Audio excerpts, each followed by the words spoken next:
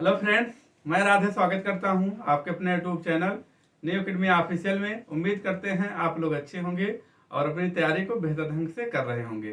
तो friends, previous video में हम लोगों ने लोकोक्तियों मुहावरे के बारे में काफ़ी अच्छी तरीके से देखा था। और मेन चीज़ होता है दोस्त, ये ऐसा टॉपिक चल रहा है, ऐसी सीरीज चल रही है, इसमें छोड़ नहीं कि हमने आपको 10 पढ़ा देते हैं कि 10 आएगा ही, ऐसा नहीं है। इंपॉर्टेंट चीज़ें बताई जाती हैं, लगभग क्वेश्चन एग्जाम में क्वेश्चन भी वहीं से आपको देखने को मिलेगा। तो आप बताइएगा, एक क्वेश्चन है, मुहावरा किस भाषा का शब्द है, कमेंट करके बताइएगा। तो आज का इंपॉर्टेंट सेशन है सम युग्म या समश्रुति भिन्नात्मक शब्द बोलते हैं इसको। बहुत ही इंपॉर्टेंट टॉपिक होता है यूपी ट्रिपल एससी में। यूपी ट्रिपल एससी का एक चुनिंदा टॉपिक है, यहाँ से एक क्वेश्चन जो है आने की प्रबल संभावना रहती है, यूं कहें कि आता ही है। ठीक, तो इस वीडियो में इसको करने के लिए आपको पर्यायवाची को जो है याद होना चाहिए। पर्यायवाची भी इसमें रहते हैं शब्द। तो पर्यायवाची भी आप लोगों ने पढ़ लिया होगा, जैसे जैसे बताए हैं नोट्स आप लोगों ने बना लिए होंगे और अपने दिनचर्या में 5 पर्यायवाची या 2 पर्यायवाची अपनी कैपेसिटी के अनुसार जो है आप लोग करते होंगे। तो आज का इसी तरीके से आप इसको भी जो है आप एक पेज में जो है लिख लीजिएगा। ये बहुत ही इंपॉर्टेंट है, प्रीवियस ईयर में जो क्वेश्चन आए हुए हैं, जो आने की संभावना है, इंपॉर्टेंट, इनको इसमें समाहित किया गया है, ताकि ये मेरा प्रयास है कि क्वेश्चन जो है आपके नोट से ही, आपके लेक्चर से ही क्वेश्चन जो है आपको एग्जाम में देखने को मिलेगा। ठीक है दोस्त, तो आइए अब हम शुरू करते हैं। देखिए, आप इसी तरीके से लिखेंगे। देखो, इसका कहने का मतलब, आप जब इतना आपको तैयार रहेगा दोस्त, इसमें होने को तो बहुत सारे हैं, लेकिन जब आपको इतना तैयार रहेगा तो आप एग्जाम में सही कर पाएंगे। कैसे सही कर पाएंगे, जो है एलिगेशन कर लीजिएगा उसमें। जैसे कि मान लो आपको आता है 4 ऑप्शन में आता है, 2 ऑप्शन नहीं आता है, तो उसको आप निकाल लेंगे, 2 ऑप्शन आप कर ले जाएंगे। तो उम्मीद करते हैं अगर आप इतना आपको तैयार हो जाएगा तो आपका इस टॉपिक से जो कंफ्यूजन होता है, जो गलतियां करते हैं, आप लोग नहीं करेंगे। तो आइए पहला क्वेश्चन देखते हैं। पहला क्या है, एक अधि व्याधि, इसका अर्थ क्या होता है? अधिका अधिका अर्थ क्या होता है? मानसिक कष्ट होता है। और व्याधि का अर्थ क्या होता है? शारीरिक कष्ट होता है, शारीरिक कष्ट होता है। ठीक, आप इसी तरीके से इसको जो है आप लोग जो है देखते रहेंगे। अधिका मानसिक कष्ट और व्याधि का होता है, क्या होता है? शारीरिक कष्ट होता है। ठीक, तो अब इसी तरीके से देखेंगे, आदि व्याधि का जो है युग्म का अर्थ होता है, तो क्या बताएंगे? आदि का मानसिक कष्ट और व्याधि का शारीरिक कष्ट होता है। ठीक, आप इसी तरीके से अब इसके बाद अभिराम और अभिराम। अभिराम का क्या होता है? सुंदर होता है। अभिराम का क्या होता है? जो है लगातार होता है। तो आप इसी तरीके से इसको भी आप देखेंगे, दोनों को साथ में याद कर लीजिएगा। सुंदर और लगातार होता है। अब गाड़ी होती है, गढ़ी होता है। गाड़ी क्या होता है? यान होता है, गहरी होता है। आप इसको जो है सिंगल याद कर लीजिएगा। ठीक, अभिज्ञ अनभिज्ञ।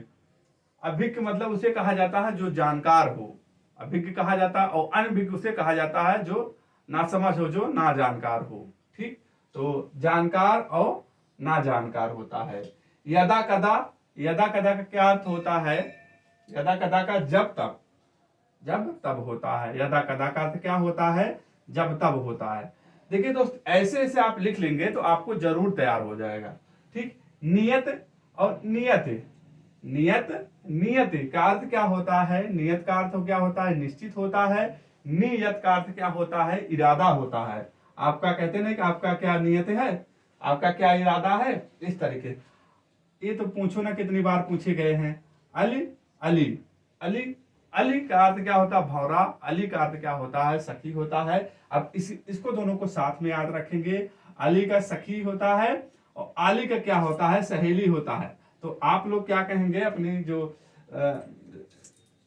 अपनी सहेली को क्या बुलाएंगे? आली बुलाएंगे। मेरी आली इधर आओ, इस तरीके से आपको तैयार हो जाएगा।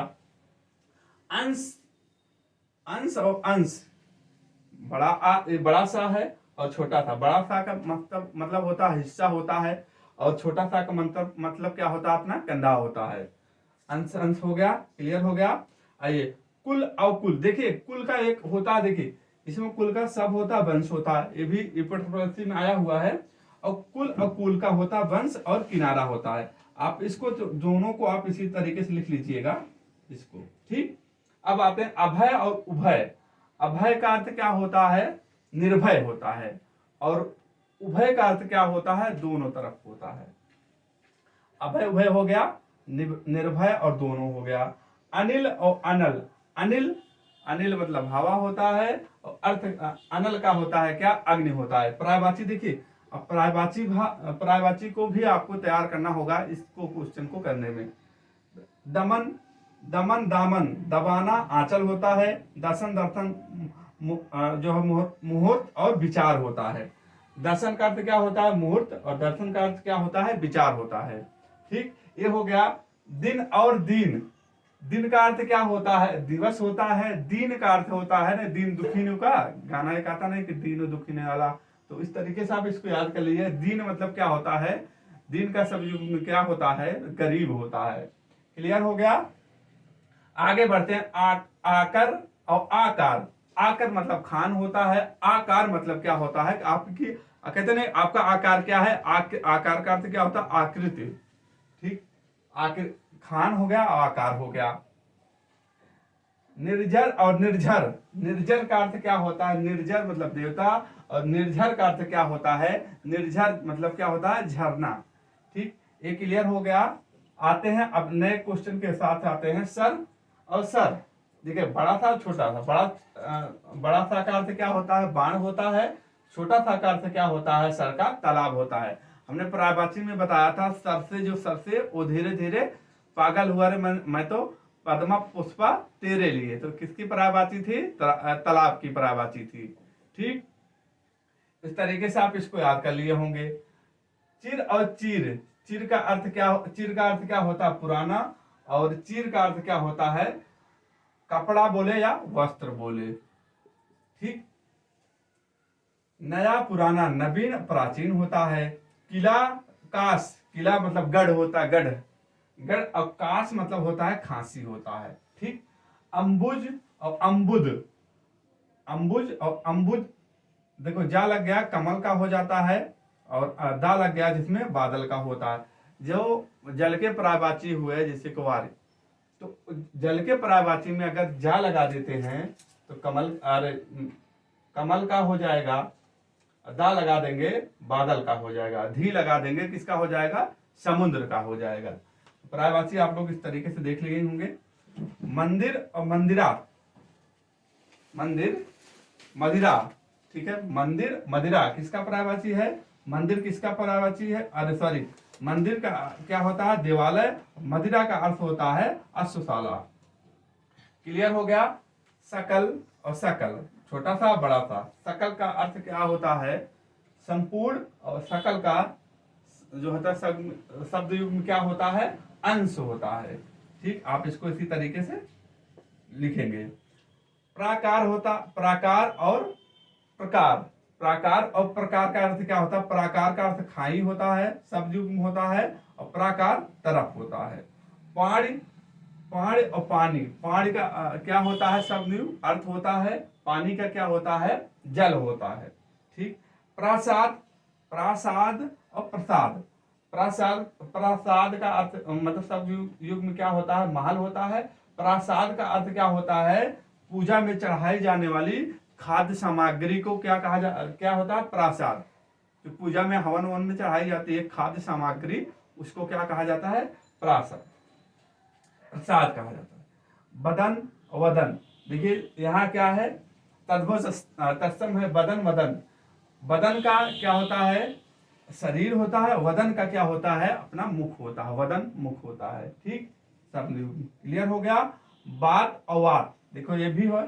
बात का वार्तालाप, और वात का क्या होता है? वायु होता है, वात हवा पर्यायवाची है। वात का वायु होता है। चिर, चिर ऊपर देख लिया हम लोगों ने। आइए आगे बढ़ते हैं। क्या है? अस्त, अस्तु। अस्त का क्या होता है शब्द युग में? तो आप क्या बताएंगे? अस्त मतलब छिपा हुआ, और अस्तु मतलब क्या होता है? शत्रु होता है। शत्रु नहीं, अरे मतलब शत्रु होता है। अस्तु मतलब क्या होता है? खड्डा होता है, ठीक। अब इसके बाद आर्य और अर्य। आर्य और अर्य, आर्य क्या होता है ना कि बढ़ई का अस्त्र जो होता है उसको क्या कहा जाता है, आर्य कहा जाता है, जो उससे काटा जाता है।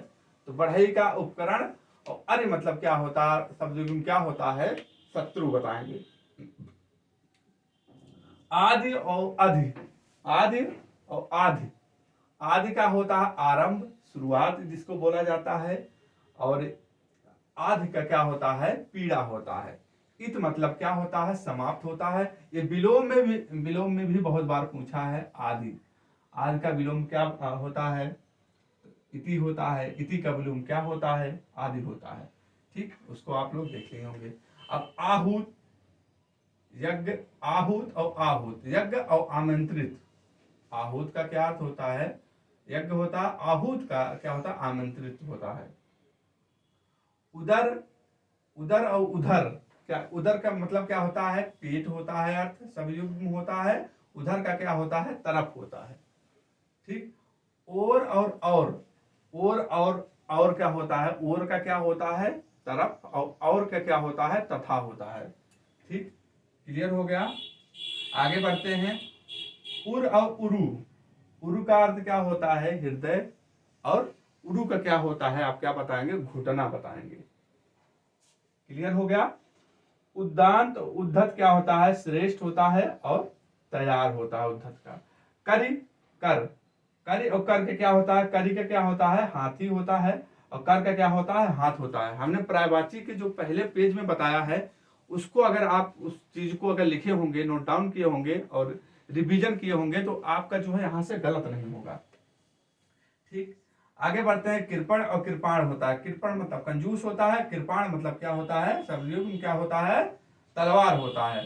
कपट का क्या होता है, कपट मतलब होता है कपटी मित्र, धोखा देना। और कपाट का अर्थ क्या होता है, सबयुग में क्या होता है, किवाड़ होता है। कर्म और कर्म, कर्म मतलब क्या होता है, क्रम मतलब क्या होता है, सिलसिला, और कर्म का अर्थ होता है काम, आपका काम क्या है। ठीक, ये हो गया। और कली, कली, कली का क्या होता है, कलयुग होता है। कली का अर्थ क्या होता है, फूल की कली, कली की जानते हैं, फूल की कली। तो क्लियर हो जाएगा। परिणाम और परिमाण बहुत इंपॉर्टेंट है, आपको जो है अब्बे में भी पढ़ाया गया है। परिमाण और परिणाम, परिणाम और परिमाण। परिणाम का क्या होता है, नतीजा होता है। परिमाण का क्या होता है, मापतौल होता है। ठीक, परिषद और पार्षद, परिषद का क्या होता है, सबयुग सभा, और पार्षद का क्या होता है, सभासद होता है। अचल और अचला, अचल जो ना चल सके, पर्वत, अचला किसको कहा जाता है, और क्या होता है, सबयुग पृथ्वी होता है। तो आप इसको इस तरीके से साथ में याद रख लीजिएगा।